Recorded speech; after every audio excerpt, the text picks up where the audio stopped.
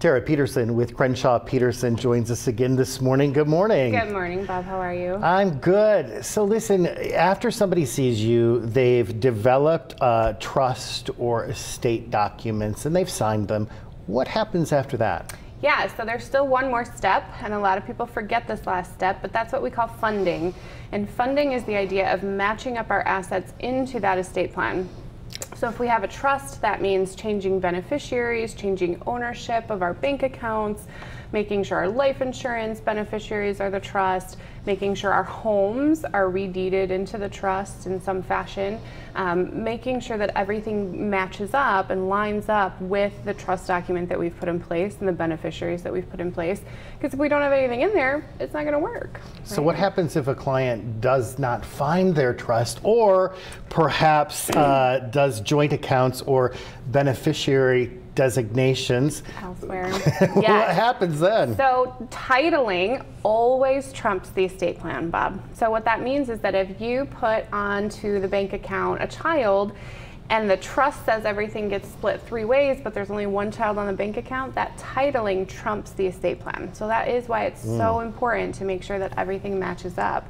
So we don't want to do joint ownership with kids. We don't want to do separate beneficiary designations. We want everything to go to that central pot so that whoever you've put in charge of the estate can administer it, pay any last expenses, and then divide everything up. It's those buckets that you talk about. Those buckets, yeah. Yes, yes. So here's another scenario.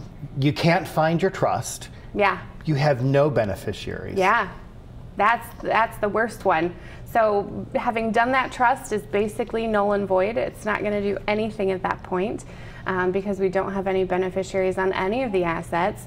And so at that point we end up back in probate court. And if we don't have a will, well, if we have a will, then the will dictate who's going to be in charge of the estate, but everything will still be administered through the probate process. Okay. If we don't have a will either, we can't find the will, at that point, the court is going to take over. So they're going to decide who's going to be in charge. They're going to decide who's going to inherit according to Michigan laws. They're going to decide how much everybody's going to get. They're going to decide when they're going to get it. So if you have anyone younger or older with issues, the court may decide that they don't get it outright.